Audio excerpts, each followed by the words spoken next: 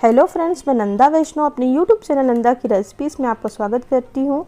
तो मैं यहाँ पर नींबू का मीठा अचार बनाने जा रही हूँ। तो उसके लिए देखिए यहाँ 1 किलो जितना मैं नींबू ले ली हूँ और ये बड़ी साइज़ की नींबू है। इसे मैंने धो करके अच्छे से पोंछ लिया है, तो अच्छे सूखा रहना चाहिए हमारा नींबू।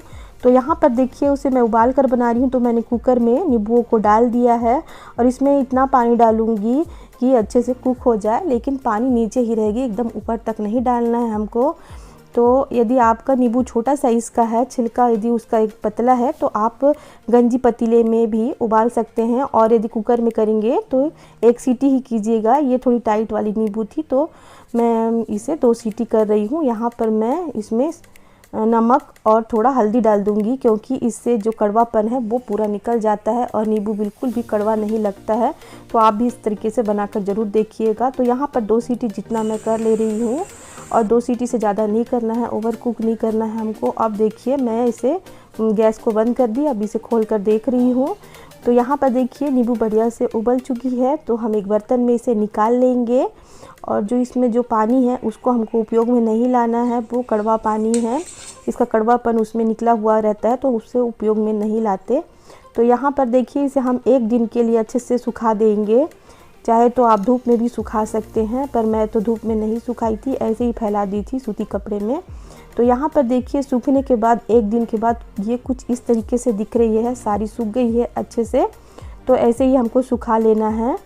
तो देखिए बच्चों को भी बहुत पसंद आती है मीठा अचार, आप स्कूल में भी दे सकते हैं बच्चों को टिफ़िन में। तो इस तरीके से देखिए मैंने यहाँ पर नींबू ले ली है और इसे काट रही हूँ। और इस बात का ध्यान रखना है कि चक्कू एकदम सूखा होना चाहिए और हाथ भी एकदम साफ़ सुथरा और सूखा रहना चाहिए, नहीं तो अचार सड़ जाएगा। तो देखिए कितना सॉफ्ट हो चुका है और इसमें से बीज भी आप निकालते जाइए काटते वक्त। तो आपकी मर्ज़ी है, चाहे आप निकालें बीज, चाहे ना भी निकालें। तो इस तरीके से मैं काट रही हूँ और मैं तो आधा बीज निकाली थी, आधा नहीं निकाली थी, इससे कोई फ़र्क नहीं पड़ता, क्योंकि हमारा कड़वापन पहले ही हमने निकाल लिया है। फ्रेंड्स, यदि वीडियो आज पहली बार देख रहे हैं और सब्सक्राइब नहीं किए हैं तो प्लीज़ सब्सक्राइब कीजिए। वीडियो अच्छी लगती है तो लाइक कीजिए और कमेंट में बताइए कि आपको नींबू अचार की रेसिपी कैसी लगी। तो देखिए यहाँ पर सारी नींबुओं को मैंने काट लिया है और ये देखने से ही पता चल रहा है कि कितना सॉफ्ट हो चुका है। तो हमको ऐसे ही चाहिए था। तो यहाँ पर देखिए अब मैं थोड़े मसाले ले ली हूँ। तो मसाले में मैं यहाँ पर मेथी ले ली हूँ 1.5 चम्मच, क्योंकि कड़वा लगता है, ज़्यादा नहीं लेना हमको। और यहाँ पर सौंफ ले ली हूँ 4 चम्मच और यहाँ पर ले ली हूँ जीरा 2 चम्मच जितना, और ये है करायत, काला जीरा बोलते हैं। 10 से 12 मैं काली मिर्च ले ली हूँ और यहाँ ले ली हूँ मैं अजवाइन 2 चम्मच जितना। और यहाँ पर ले ली हूँ देखिए 4 चम्मच जितना मैं लाल मिर्च का पाउडर ली हूँ जो तीखा है। और यहाँ पर 3 चम्मच जैसे हल्दी ले ली हूँ। यहाँ पर सादा नमक और सेंधा नमक स्वाद अनुसार ले लेंगे।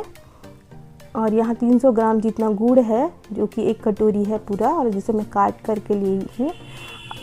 और आप जो भी अवेलेबल है वो गुड़ ले सकते हैं। तो यहाँ पर देखिए थोड़ा सा मैं इसे ड्राई रोस्ट कर लूँगी मसालों को हल्का सा। आप चाहे तो ऐसे भी डाल सकते हैं, लेकिन भून कर डालने से स्वाद बढ़ जाता है, इसलिए थोड़ा मैं भून करके डालती हूँ और पीसने में भी सहूलियत हो जाती है। यहाँ पर मैं मेथी दाना और करायत डाली हूँ, तो ज़्यादा रोस्ट नहीं करना है, बस इतना ही करना है 2 से 3 मिनट। और उसके बाद देखिए यहाँ पर मैं एक बर्तन में निकाल ली हूँ इसे, और आधा को कूट लूँगी और आधा को साबुत ही रखूँगी। तो देखिए आधा मैं कूट ली हूँ और आधा साबुत रखी हूँ। और जो साबुत वाला बनने के बाद मुंह में आता है तो अच्छा टेस्ट लगता है, इसलिए मैं आधा साबुत रखी हूँ। तो यहाँ पर देखिए मैं कढ़ाई चढ़ा दी हूँ गैस में और इसमें आधा कप जितना मैं पानी डाल दूँगी और इसमें हम गुड़ को डाल करके अच्छे से मेल्ट करेंगे। हमको चाशनी नहीं बनाना है, सिर्फ मेल्ट करना है। तो देखिए जो इतना इसको हमको पकाना है कि जो इसमें हम आधा कप जितना पानी डाले हैं वो उड़ जाए। तो इसे देखिए अच्छे से पका ले रही हूँ मैं। और डायरेक्ट यदि कढ़ाई में आप गुड़ को ही डालेंगे तो कभी कभार जल भी जाती है और जो नींबू है वो सख्त भी हो सकती है, तो इसीलिए मैं आधा कप जितना पानी डाली हूँ। तो देखिए ये उबलने लगी है। तो देखिए जब ये उबलती है तो इसमें से जो हम आधा कप जितना पानी डाले हैं वो उड़ने लगती है। तो इतना हमको इसको पका लेना है अच्छे से। और उसके बाद देखिए हम यहाँ पर ऑयल का उपयोग बिल्कुल नहीं कर रहे हैं। तो यहाँ पर देखिए आँच मैं कम कर दी हूँ और ये इसे डाल देंगे नींबू को, क्योंकि ऑयल फ्री है तो हमको इसमें ही सब कुछ को डालना होगा, गुड़ में ही सबको मिलाना होगा। तो यहाँ पर अच्छे से मिला ले रही हूँ मैं, अच्छे से मिलाएंगे हम और इसे थोड़ा देर और पकाएंगे। और जो मैं मसाले रखी हूँ पाउडर वाले, उसे भी हम इसमें डाल देंगे, साथ ही साथ पका लेंगे डाल करके, ताकि इसका भी कच्चापन हट जाए और अच्छे से सारी चीज़ें आपस में घुल मिल जाए। तो यहाँ पर देखिए डाल करके अच्छे से इसे मिला ले रही हूँ। और यहाँ पर मिलाने के बाद आप थोड़ा सा टेस्ट करके देख लेंगे, मिर्ची या नमक कुछ भी थोड़ा कम हुआ होगा तो आप डाल लेंगे फिर से।